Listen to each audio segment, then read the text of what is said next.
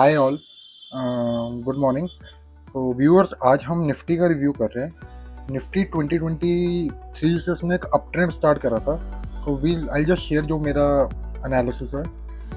As you can see in the screen, 2021 से एक consolidation pattern था जो 2023 तक ऑलमोस्ट चला था। देन 2023 में निफ्टी ने कंसोलिडेशन से बाहर आकर अप ट्रेंड स्टार्ट करा, जो एक बहुत अच्छा ट्रेंड था। एज यू कैन सी, ये जो ट्रेंड लाइन है, इसको थोड़ा डार्क कर देते हैं हम। या परफेक्ट। सो यहाँ से उसने अप ट्रेंड अपना स्टार्ट करा, कंसोलिडेशन का पैटर्न से बाहर आके एक अप ट्रेंड स्टार्ट करा, जहाँ पे एक higher highs and lower lows का पैटर्न स्टार्ट करा। सो यहाँ पे एक अच्छा चल रहा था, and after touching an all time high of 26,450 अब वापस निफ्टी एक डाउन ट्रेंड में है। So I have been advising my client करके इन्वेस्ट करना चाहिए। Don't go all in at once, go 1/3 by investing 1/3 of your amount, whatever you are willing to invest. So यहाँ से निफ्टी ने down trend start कर दिया है। ये एक बहुत मेजर सपोर्ट बना रहा है अब यहाँ पे 21,800 21,900 वाले लेवल। और अब ये देखो, यहाँ पे इसने एक बार आके रुका, इस बार आके फिर रुका, बट इस बार ना इसने थोड़ा और नीचे आया है। बट हम फिर 100 के नीचे नहीं आता। निफ्टी स्टेबल है, बट अगर मैं जेन्युइनली एडवाइस करूँ, निफ्टी डाउन ट्रेंड में है। Nifty you can C somewhere between 19,000 के लेवल तक भी दिखेगा आपको। ये जो भी टैरिफ की न्यूज़ आ रही है, ये पहले भी हमेशा ऐसे ही होता था। 2008 की बात याद रखोगे तो 2008 में भी जो लेमन क्राइसिस आया था, लेमन ब्रदर का, तो वो एक न्यूज़ थी जिसने मार्केट को इम्पैक्ट करा।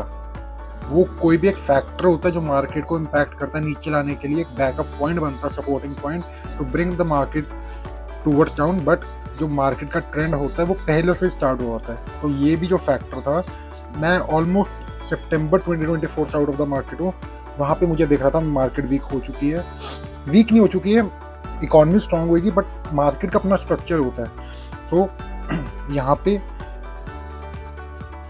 यहाँ पर मार्केट एक थोड़ा नीचे आएगा, एडजस्ट करेगा अपने prices, then they will be investing. अब यहाँ पे DIS और मतलब रिटेल वाले तो नहीं बेच रहे, रिटेल वाले बेच रहे होंगे, बट वो DIS के थ्रू बेच रहे हैं, through the mutual funds and all. But यहाँ पे कोई खरीदने वाला भी बैठा है। सो अभी जो मुझे लग रहा है, ये जो टैरिफ की न्यूज़ आ रही है, जो ये सब कुछ अभी न्यूज़ आ रहा है, ये सिर्फ एक सपोर्टिंग पॉइंट्स है। जो टैरिफ, अगर US टैरिफ लगाएगा फार्मा के ऊपर, इसके ऊपर मैं अपनी आने वाली वीडियोस में भी बात करूंगा। फार्मा एक आने वाले टाइम में सबसे बड़ा सेक्टर होने वाला है ग्रोइंग के लिए। अगर उसके ऊपर टैरिफ लगते हैं तो ये सिर्फ एक मजाक पॉइंट है। जो रिटेल बेचेगा, जिसको देखे कि US मेन टैरिफ फार्मा पे लगा रहा है, और इंडिया का मेन जो एक्सपोर्ट होता है US में वो फार्मा का होता है, तो वो सेक्टर को वीक बना रहे हैं। बट यहाँ पर बहुत बड़े बड़े प्लेयर्स उसमें इन्वेस्टमेंट करनी स्टार्ट करेंगे। Pharma is going to be the biggest sector in the upcoming times. तो अभी निफ्टी की टेक्निकल एनालिसिस हम देखते हैं। अगली वीडियो फार्मा और टैरिफ के ऊपर भी आएगी। निफ्टी अभी यहाँ पे स्टेबल हो रही है, बट अभी निफ्टी को स्टेबल होते आप नहीं देखेंगे। निफ्टी को आप स्टेबल देखेंगे near about at this levels. 20,000 और नीचे आएगी, 19,000 20,000। It will be the perfect buying opportunity for investors, traders. Best time है आपकी लाइफ का। पुट्स लो रख के बैठो, एक 2 महीने बाद की, बीच में एक प्रीमियम शॉर्ट अप होगा, book your profits and out of the market. ठीक है, एक चीज और मैं शेयर करना चाहूंगा। So I want to share one more thing. अगर हम ये 2020 का लो देखें, यहाँ पे निफ्टी ने अपना लो बनाया, इसके बाद यहाँ पर लगातार ये अप ट्रेंड में था, इसके बाद यहाँ पर कंसोलिडेशन में था, तो ये वाला प्राइस कंसिडर करेंगे। फिर निफ्टी यहाँ पर लगातार एक अप ट्रेंड में था, ये वाला है, ये वाला है। तो अगर हम देखें, इसने ऑलमोस्ट 2020 का भी अपना लो तोड़ चुका है। ये ट्रेंड लाइन भी ब्रेक हो चुकी है। So you get to know what I am trying to say. Nifty near about, देखो, ये हमारा एक टेक्निकल एनालिसिस में एक चीज़ होती है कि जब भी ट्रेंड लाइन तोड़ता है, इसको मैं एक बार अलग कलर दे दूँ ताकि आप डिफ्रेंशिएट कर पाओगे। जब भी एक ट्रेंड लाइन टूटती है तो वो कम से कम 1/3 रिट्रेसमेंट करता है।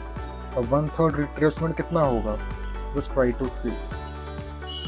यहाँ से तोड़ा, we just consider this one, तो ये ऑलमोस्ट मिनिमम यहाँ तक तो आना चाहिए.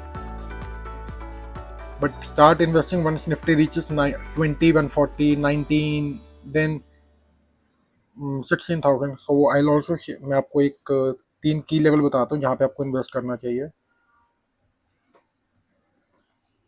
सी यहाँ से टूटेगा तो पहला लेवल हमारा होगा यहाँ पे जो ये पिछली रेजिस्टेंस है. देन हमारा नेक्स्ट लेवल होगा यहाँ पे जहाँ पे बाइंग आएगी, सपोर्ट है ये. इसके बाद अगर टूटता है तो हम वेट करेंगे इसको यहाँ तक आने के लिए. ये 3 लेवल होने चाहिए आपके बाइंग के लिए.